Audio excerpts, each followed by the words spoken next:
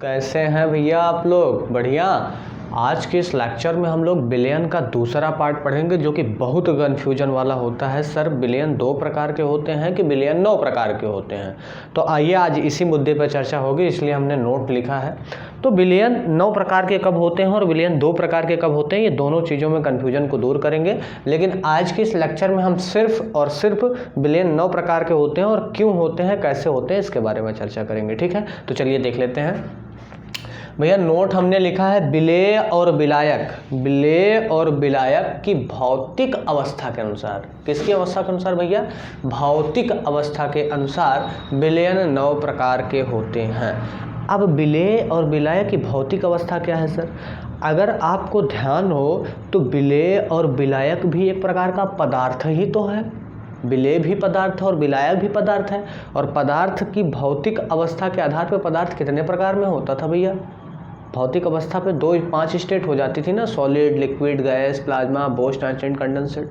बोस-आइंस्टाइन condensate जो होती थी वो लास्ट में मानव द्वारा बनाई गई थी, यानी साइंटिस्टों के द्वारा बनाई गई थी। प्लाज्मा और हम लोगों को मेन स्टडी जो करना होता था सॉलिड, लिक्विड और गैस में करना होता था, ठोस, द्रव, गैस। इसके बारे में तो डिटेल में वीडियो डालें।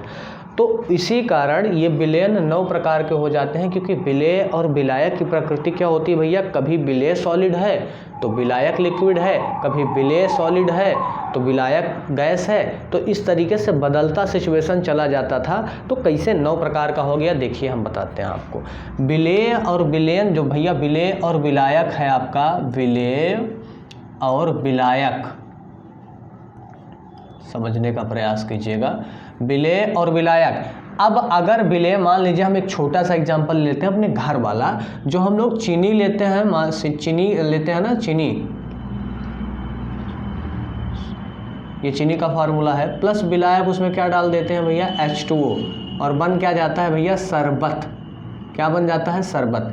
अब विलेय और विलायक क्या है? विलयन में जिस पदार्थ की मात्रा कम होती है उसे विलेय कहते हैं, और विलयन में जिस पदार्थ की मात्रा अधिक होती है उसे विलायक कहते हैं। तो भैया जब जल में चीनी डालते हैं तो जल की मात्रा ज़्यादा होती है और चीनी की कम, तब जाके शरबत बनता है। तो मतलब इसमें विलेय क्या है और विलायक क्या है, ये तो हमें क्लियर हो गया।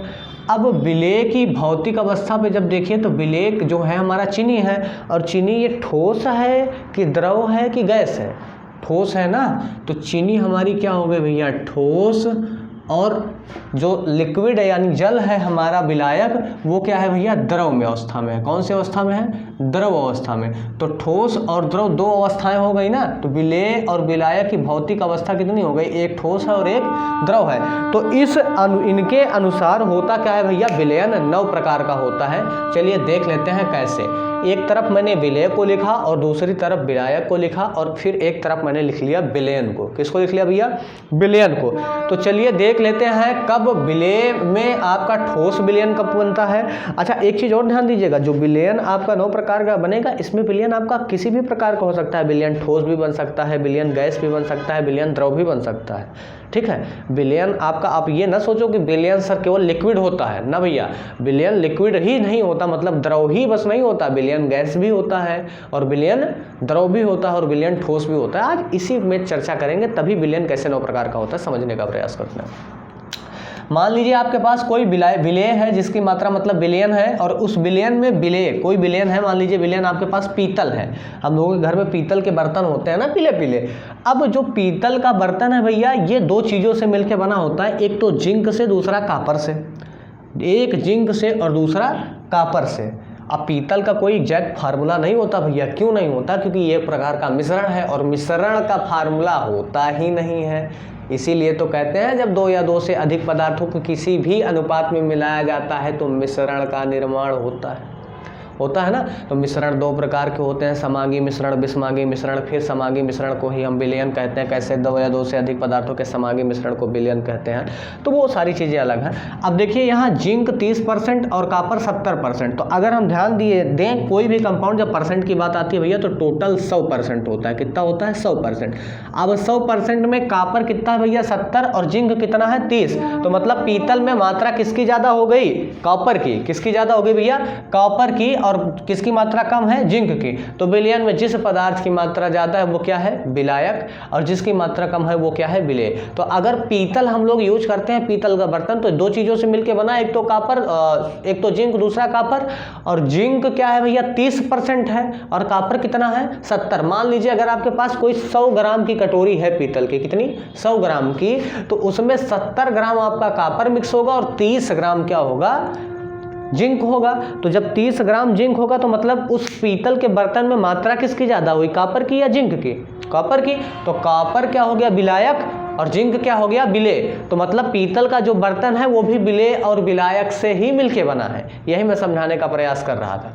अब दूसरा देखिए भैया, ठोस जब विलेय हो और द्रव विलायक हो, तो चीनी का घोल, जैसे हम लोग शरबत बनाते हैं उसमें द्रव आपका विलायक क्या होता है, जल होता है, और विलेय क्या होता है, चीनी, और चीनी क्या होती है, ठोस, और विलायक क्या होता है, द्रव। तो जब ऐसे दो पदार्थ मिलते हैं, मतलब विलेय ठोस हो और विलायक द्रव हो, तो क्या बनता है, चीनी का घोल यानी शरबत।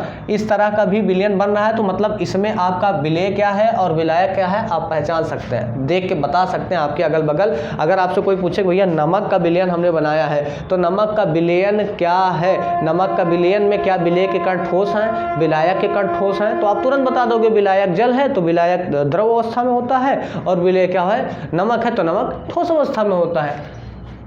तीसरा पॉइंट देखिए भैया, तीसरा पॉइंट, ठोस जब आपका विलेय हो और गैस विलायक हो, मतलब गैस की मात्रा बहुत ज़्यादा हो और ठोस की पार्टिकल्स बहुत कम हो, तो वो क्या होगा, वो भी एक प्रकार का विलयन बनेगा। अब सर इसका एग्जाम्पल कहाँ मिलेगा, भैया हम लोग पृथ्वी पर चलते हैं, हमारे वायुमंडल में बहुत सारे कण मिलते हैं, क्या मिलते हैं, कण मिल रहे हैं ना पृथ्वी पे, एनवायरनमेंट में, पर्यावरण में।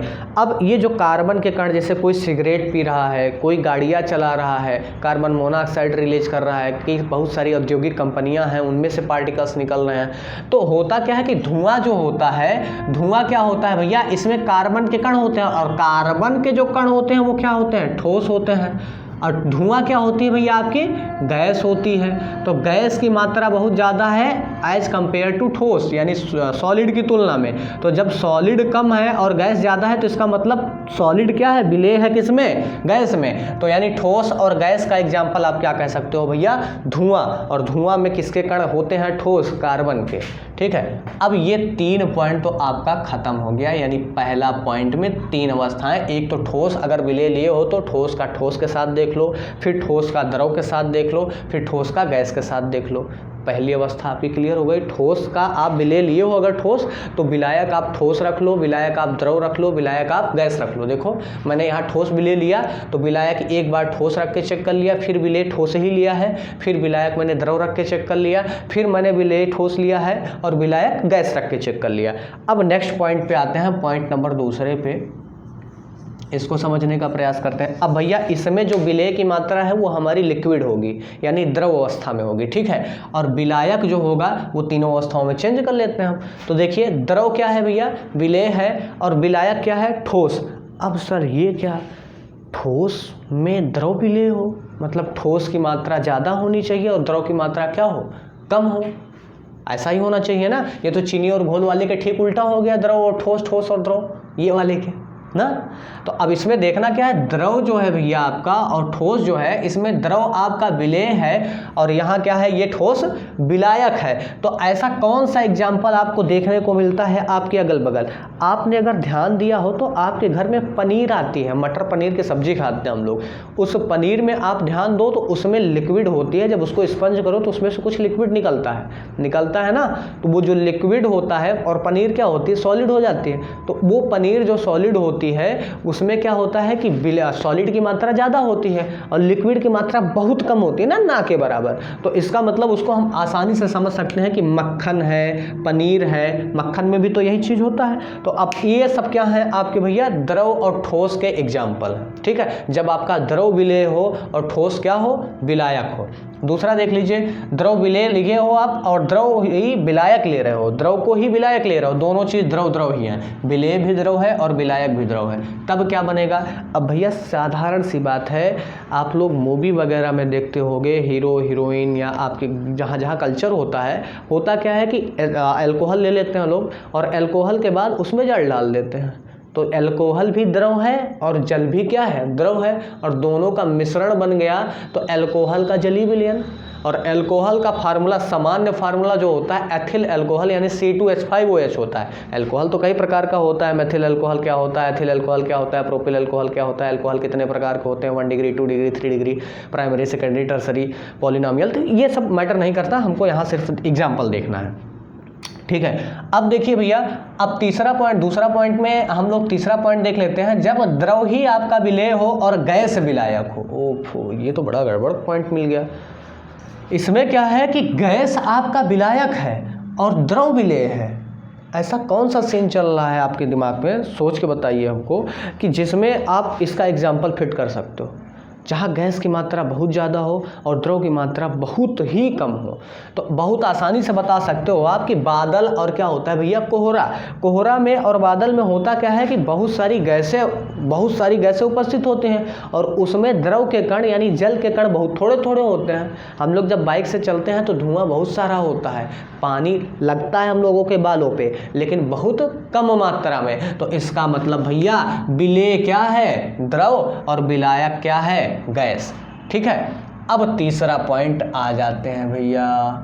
अब इसमें हमने विलेय को लिया है गैस। ठीक है, तीनों से कंपेयर करा लेते हैं, एक बार ठोस विलायक ले लेते हैं, एक बार द्रव विलायक ले लेते हैं और एक बार गैस विलायक ले लेते हैं। चलिए पहले ठोस ले लेते हैं। अब गैस मैंने यहाँ भी ले लिया और विलायक किसको लिया भैया, ठोस को। तो हमारा बनेगा क्या, आइसक्रीम, जो कि जेनरिक आइसक्रीम यानी सामान्य आइसक्रीम होती है हम लोगों में। अब ये फूड में आप आसानी से कह सकते हो आइसक्रीम में पाया जाता है। कैसे भैया, ठोस के पार्टिकल्स यहाँ ज़्यादा होते हैं और गैस से क्या होते हैं, बहुत कम होते हैं, ना के बराबर होते हैं। हम लोग सर ये कैसे, अब गैस में भैया हम लोग बहुत से देखते हैं कि गैस में कौन सी आइसक्रीम में कौन से जो है गैस भरी जाती हैं, या आइसक्रीम में क्या गैसें होती हैं। गैसें नहीं होती भैया, जब आइसक्रीम आपकी फूली फूली होती है, स्पंजदार होती है, तो उनके बीच में एयर के मॉलिक्यूल्स होते हैं, इसलिए हम उनका ये एग्जाम्पल ले सकते हैं, क्योंकि वहाँ ठोस के पार्टिकल्स ज़्यादा होते हैं और गैस से क्या होते हैं, कम होते हैं। तीसरा देख लीजिए भैया, तीसरा हम दूसरा पॉइंट, गैस है आपका विलेय और द्रव क्या है भैया, विलायक। द्रव क्या है, विलायक। अब ध्यान दीजिए, तो हम लोग कोल्ड ड्रिंक पीते हैं, कोल्ड ड्रिंक को जब खोलते हैं तो उसमें से गैस निकलती है बड़ी तेज़ी से, और तो मतलब इसका मतलब उसमें द्रव तो है, ये है लिक्विड, और गैस भी है। तो इसका मतलब द्रव और गैस का क्या है, मिश्रण। और द्रव और गैस में गैस की मात्रा कम है यानी गैस विलेय है, और द्रव की मात्रा क्या है, बहुत ज़्यादा है, तो वो क्या है, विलायक है। तो कोल्ड ड्रिंक में कार्बन डाइऑक्साइड यानी CO2 गैस होती है ना, तो वो मिलाई जाती है। ठीक है, जल में तब जाके कोल्ड ड्रिंक बनता है, उस पर बहुत सारे केमिकल्स मिलाए जाते हैं, H2CO3 कार्बोनिक एसिड भी मिलाया जाता है टेस्ट बनाने के लिए। अब तीसरा पॉइंट देखिए, तीसरे में तीसरा पॉइंट, गैस आपका विलेय है और गैस ही विलायक है, दोनों चीज़ ध्यान दीजिएगा, बहुत बहुत इंपॉर्टेंट पॉइंट है। विलायक भी गैस है और विलेय भी गैस है। कैसे समझेंगे भैया, विलेय और विलायक की सीधी सी परिभाषा है, जिसकी मात्रा कम होगी वो क्या होगा, विलेय, और जिसकी मात्रा अधिक होगी वो क्या होगा, विलायक। तो गैस में ही, गैस का हम एग्जाम्पल बहुत आसानी से ले सकते हैं। हमारे वायुमंडल में भैया गैस बहुत सा 100% में अगर हम देखें तो 78% तो क्या पाई जाती है, नाइट्रोजन, और का वो ऑक्सीजन कितना पाई जाती है, 27%। अब जितना भी हो मुझे क्लियर नहीं है, तो आप देख लीजिएगा। अब ध्यान दीजिए अगर आप, तो नाइट्रोजन और ऑक्सीजन का जो मिश्रण होता है वायु में, वो क्या होता है भैया, बहुत आसानी से हमको ये दर्शाता है कि यहाँ विलेय भी गैस है और विलायक भी गैस है। क्योंकि भैया यहाँ वायु में जो वायु होती है उसमें ऑक्सीजन की मात्रा और नाइट्रोजन की मात्रा, तो सबसे ज़्यादा क्या पाया जाता है, नाइट्रोजन, और उसके बाद क्या पाई जाती है, ऑक्सीजन, फिर उसके बाद कार्बन डाइऑक्साइड CO2, उसके बाद फिर अन्य सारी गैसें पाई जाती हैं। तो इसका मतलब इसमें सबसे ज़्यादा मात्रा किसकी होती है, नाइट्रोजन की। तो इसका मतलब ये क्या है, विलायक, और ऑक्सीजन की मात्रा कम है, तो इसका मतलब ये क्या है, विलेय। तो आई बात गई समझ में भैया। अगर वीडियो अच्छी लगे तो कमेंट और शेयर ज़बरदस्त करें।